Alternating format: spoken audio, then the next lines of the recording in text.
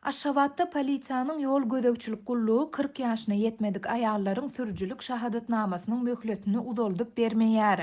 Bu habar paýtagtyň polisiýasynyň aýallaryň sürüjülük şahadatnamasynyň möhletini uzaltmak üçin resmi namalary kabul edip başlandygy barada geçen hepde gelip gowşan maglumatlaryň ýanına gawat geldi.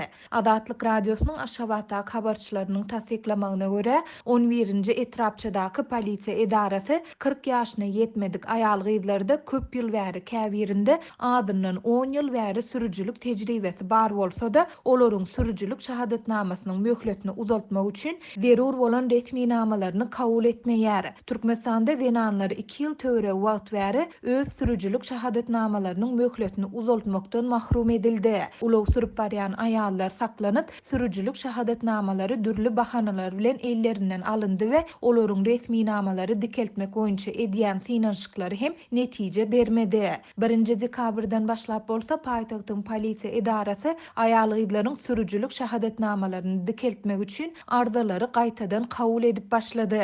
Şonu zenanlaryň ähli zerur edaralara aýlanmaga gyssanýandygy we zerur dokumentleriň esli sanawyndaky 13 sany resmi namany ýygnamaga howlukýandygy ma'lum boldy. Häzirki wagtda polisiýa resmileri 40 ýaşyna ýetmedik aýal gyzlaryň şahadatnamalarynyň möhletiniň näme sebäpden uzaldylyp berilmeýändigi barada Aşgabatly zenanlaryň sözüne görä nedilde nedi ýazmaça düşündürüş berýärler. Üstesine de olar bu hakda öňünden duýduruş hem bermeýärler. Aýal gyzlar bu barada ençeme edara aýlanyp ýüzlerçe manat möçberinde çykdyjy edenden soňra geçen hepdäniň ahirinde polisiýa gulluguna baranda bilip galdylar. Ýaş diskriminasiýasy barada hiç ýerde ýazmaça görkezme ýok. Köp adam resmi namalara biderek pul töledi. Häzir resmi namalaryny ýygnap polisiýa edarasyna gelen aýal gyzlar 40 ýaşyna ýetmedik joralaryna jaň edip resmi namalary ýygnamazlygy duýdurýarlar diýip adynyň efirde aýdylmazlygyny soran Aşgabatly zenan habarçymyza gurrun berdi. Saglyk ähtiýaçlandyryş şahadatnamasy bolan aýal gyzlar resmi namalary almak şolsanda saglyk barlygyndan geçmek üçin 85 manat, şahadatnamasy bolmadyklar 150 manat, psih-dispanserden resmi nama almak üçin 4 manat, banka 10 manat tölemeli bolýarlar.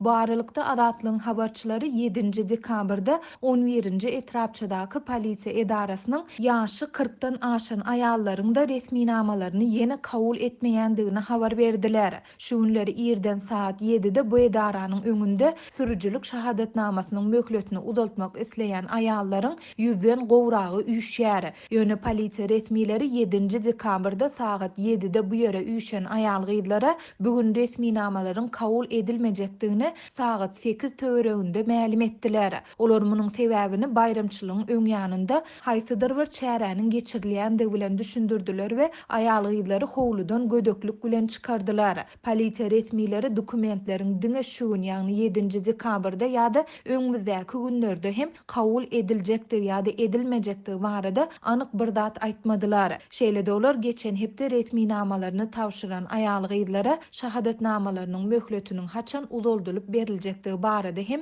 maglumat bermediler. Olar aýal gyzlara diňe jaňa garaşyň diýärler. 2 ýyl ozal resmi namalaryny tawşyran zenanlara da jaňa garaşmaldyklaryny aýdypdylar diýip Aşgabatly zenan belledi. Adatlyk radiosu beýan edilen ýagdaýlar barada Aşgabat polisiýasynyň wekillerinden resmi görnüşde maglumat alyp bilmedi. Türkmenistanyň konstitusiýon kanunynyň 29-njy maddesinde Türkmenistanda erkekleriň we aýallaryň deň hukuklary we azatlyklary, şeýle hem olary durmuşa geçirmek üçin deň mümkinçilikleri bardyr diýilýär. Şeýle-de türkmen häkimetleri ýurtda gender deňliginiň berja edilýändigi barada ýygyderli çykyş edýärler. Muňa garamazdan ýurtda aýal gyzlara garşy syýahat, daşky keşp, şolsanda egineşik we kosmetika serişdelerini ulanmak hemde awtolog sürmek bilen bagly ençeme çäklendirmeler dilüstü bilen ýöredilýär. Türkmenistanyň polisiýasy awtolog sürüp barýan zenanlaryň sürüjülük şahadatnamalaryny dürli bahanalar bilen ellerinden almak çärelerini 2019-njy ýylyň başynda başlanyp bolsa-da türkmen häkimetleri bu maglumatlaryny ne tasdiklap, ne de inkar edip çykyş edýärler.